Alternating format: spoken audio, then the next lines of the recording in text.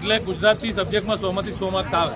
એટલે મેં સાહેબને એવું કીધું કે સાહેબ કોઠારી ક્લાસીસ છે જે વર્લ્ડ ફેમસ ક્લાસીસ છે, એમાં મારી છોકરી ટોપર આવેલી છે.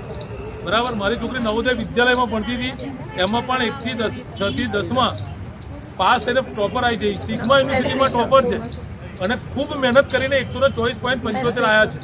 હું માનું છું ત્યાં સુધી જેટલા બી હોશિયાર વિદ્યાર્થી હશે ને 135 થી વધારે માર્ક્સ ના લાવી શકે છે.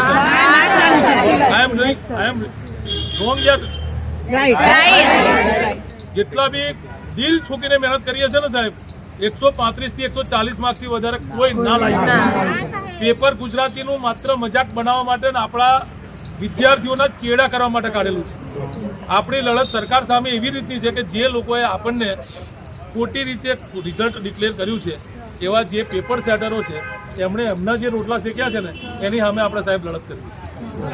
સરકારને આપણે એવું કહેવાની જરૂર છે કે સાહેબ અમે તમારી વિરુદ્ધ નથી, બરાબર, પણ તમે જે લોકો ખોટા છે એને તમે શિક્ષા કરો અને અમને સાચો ન્યાય આપો. બાકી ગુજરાતીમાં 100માંથી 100 માર્ક લાવો ને સાહેબ, it is impossible as per my knowledge. બરાબર, તમને કદાચ લાગતું હોય તો નવાઈ નહીં કે સાહેબ શું આવે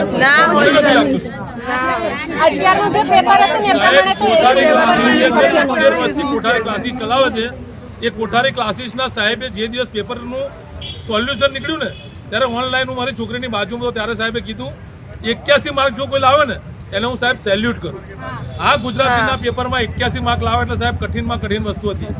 માત્ર પેપર સેટિંગ ABCDના જે સેટિંગો કર્યા છે એમાં જ આપણને અન્યાય થયો છે અને આપણે બધા સાથે થઈ અને પોતાના માટે પોતે લડત કરવાની છે. પછી આજે આ સાહેબ બોલ્યા કે આવી જજો, કાલે હું આવી જઈશ. આ એક એવી વસ્તુ છે કે આપણે આપણો હક માટે લડવાનું છે.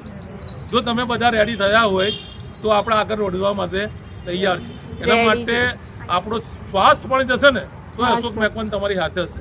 કારણ કે મારી છોકરીએ ગઈકાલથી પાણી ખાવાનું છોડી દીધું છે કે પપ્પા હું મારું શું ભૂલ મને બતાવો. SC શેડ્યુલ કાસ્ટમાં ગયા વર્ષે જ્યારે પરીક્ષા થઈ એ છોકરી 80 માર્ક્સે મારા ગામની લાગેલી છે. 2 બહેનો હતી તો 80 માર્કે લાગેલી. આ વખત મારી છોકરી 124.75 માર્ક્સથી પણ સાહેબ આ ખોટા અન્યાયને કારણે લાગી નથી ગવર્મેન્ટમાં. એટલે આપણે બધા સાથે જઈને લડવું જોઈએ એવું માનું છું. હું અત્યારે સવારથી 7 વાગ્યાથી ગામડેથી નીકળ્યો છું. પછી મને હમણાં અહીંયાથી એક મેસેજ મળ્યો કે આ સાહેબ ત્યાં છે. હું અત્યારે સચિવાલયમાં એટલે પાસ બતાવે મારો સચિવાલયમાં હું ઋષિકેશ પટેલને મળવા જઈ રહ્યો છું કે સાહેબ આ સરકારમાં આ થઈ રહ્યું છે. જો તમને બતાવવા માટે મેં પાસ કાઢીને એન્ટ્રી લઈ હું ત્યાં જતો તો મને ફોટો આવ્યો કે અહીંયા બધા આવ્યા છે આ જગ્યાનો, એટલો સ્પેશિયલ આ બધાને મળવા આવ્યો છું. મારી ઈચ્છા એવી છે કે બધા જ સાથે મળીને લડીશું. એક લાકડીમાં નહીં પણ ભારાની લાકડીમાં વજન હોય છે અને સરકારને આ બાબતમાં સાચો નિર્ણય આપવો પડશે. બસ આટલી વિનંતી કરવા માટે હું તમને વિનંતી કરું છું. કોઈને પણ કંઈ પણ સારું લાગે